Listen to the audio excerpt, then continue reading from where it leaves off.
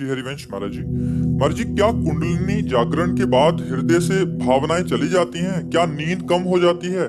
और इस अवस्था को कैसे संभालें? कुंडलिनी जागरण से तो भावना बढ़ती बच्चा। भागवतिक शक्ति, कुंडलिनी क्या है? एक भागवतिक शक्ति है। जो जागृत होती है तो उसमें दिव्यता होती, तेजस्विता होती, ज्ञान विज्ञान की स्फुरणाएं होती, भाव की धाराएं। तो अच्छा, नींद कम होना ये भागवतिक क्षेत्र में स्वाभाविक है। चाहे वो भक्ति से चलो, चाहे ज्ञान से चलो, चाहे योग से चलो, किसी भी मार्ग में चलो, भागवतिक मार्ग में नींद कम की जाती है। अगर स्वतः कम नहीं होती तो इसे कम किया जाता है। फालतू में समय सोने में नहीं बर्बाद किया जाता। 4 घंटे बहुत है, बहुत 5 घंटे, 3 घंटे, जितना संभाल पाओ। भोजन, बोलना और नींद, पहला साधक इन तीनों पर कंट्रोल करता है। रसेंद्री कंट्रोल में हुई तो जनेंद्री कंट्रोल में हो जाएगी। तो भोजन तो जनेंद्री भी कंट्रोल में हो गई। वाकेंद्री, बोलना इससे भारी अपराध बनते हैं, वाणी से हम ज्यादा अपराध बनते हैं। सुनना, बहुत प्रपंच नहीं सुनना चाहिए। तो इसमें नींद पर काबू करना तो हर साधक का कार्य है। और जब आगे चलकर स्वतः नींद खत्म हो जाती है, धीरे धीरे वो शत्रुगुण बना रहता है, तो निद्रा, आलस्य, प्रमाद की कोई गुंजाइश नहीं रहती, जो भगवत चिंतन परायण रहता है। लेकिन ये बात की कुंडलिनी जागरण होने पर भाव खत्म होने लगते हैं, ऐसा तो मुझे नहीं लगता। हम कुंडलिनी जागरण से तो और दिव्य भावों का स्फुरण होता है। जैसे सूर्य प्रकाशित होता है तो अंधकार का नाश होता है, ऐसे वो दिव्य शक्ति जैसे जैसे जागृत होती वैसे वैसे भगवदाकार, ब्रह्माकार वृत्ति बनने लगती है। तो आप जागरण कर रहे हैं क्या कुंडलिनी? अच्छा, कई घंटे सिद्धासन में बैठते हैं?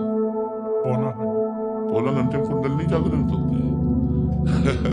अरे भाई, 3 घंटे बिना हिले डुले जब तक पद्मासन और सिंहासन में, सिद्धासन में नहीं बैठोगे तब तक उसमें धक्का ही नहीं लगेगा। और प्राणायाम कितना करते हैं? प्राणायाम आधा घंटा। कैसा, रेचक, कुंभक, पूरक? नहीं। फिर नहीं महाराज जी, आपने लिखा है कि कुंडलिनी की बात की अवस्था को अभी कैसे संभाल। मजाक, अभी कुंडलिनी जागरण की तुम बात कर रहे हो, अभी उसमें धक्का नहीं लगा यार। एक बार जो उसमें धक्का लगा ना तो महाराज जी, आपने एक बार बताया था कि पूरा उछल उछल के। अरे भैया, 6 घंटा एक आसन पर, 6 घंटे एक आसन पर, हिलना नहीं, डुलना नहीं, और भगवदाकार वृत्ति, मंत्राकार वृत्ति, ऐसे कुछ नहीं। 90 प्राणायाम, रेचक, पूरक, कुंभक। बाल्यावस्था से भगवान के मार्ग में है तो पहले से ब्रह्मचारी, महावाग के संन्यास, उस मार्ग से गुजरते हुए आए। तो आज हम वैष्णव मार्ग में, लेकिन पहले हम संन्यास मार्ग में थे। तो यही महाराज जी, हमें लगे कि हमारी कुंडलिनी जागृत हो गई है तो फिर कैसे संभालें? भैया, जब कुंडलिनी जागृत होती है ना तो संभालने की शक्ति उसी में विराजमान है। आप क्या समझते, कुंडलिनी जागरण के लिए 2-4 लोगों को चाहिए क्या संभालने के लिए? उसी में पावर विराजमान होता है। वो भले उठा के कितना भी पटक दे, चाहे जितना, उसमें पूरी सामर्थ्य रहती। कोई ऐसा तो नहीं कुंडलिनी जागरण वाला पागल हो गया, खोपड़ी खराब हो गई, ऐसा। हाँ, प्रारंभिक कुंडलिनी जागरण में यदि कहीं गलती हो गई तो व्यभिचारी बन जाएगा वो। कुंडलिनी जागरण करने के अभ्यास वाला अगर किसी भी तरह वीरपात करता है तो नष्ट हो जाएगा, वो पतित हो जाएगा। ये बहुत सावधानी की जरूरत है। हम कहते हैं राधा राधा रटो, सब जागरण हो जाएगी, तुम्हें पता भी नहीं चलेगा। तुम्हें पता भी नहीं चलेगा कब कुंडलिनी जागृत हो गई। जो कुछ प्राप्त होना सब प्राप्त हो जाएगा।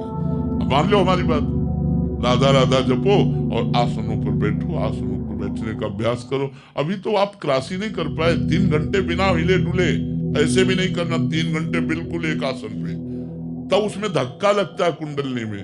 जब प्राणायाम, रेचक, पूरक, कुंभक, इन प्राणायामों के द्वारा तब उसमें धक्का, वो सोई हुई कुंडलिनी को धक्का लगता है, तब वो होश बदल जाते हैं। रात दिन मंत्राकार वृत्ति, पवित्र आचरण, पवित्र व्यवहार, किसी से कोई मतलब नहीं, तब ऐसे। ठीक है, प्रयासरत रहो। आप कुंडलिनी पर दृष्टि मत रखो, भजन पर दृष्टि रखो कि नाम न छूटे। अपने आप वो जागृत हो जाएगी, आपको पता भी नहीं चले।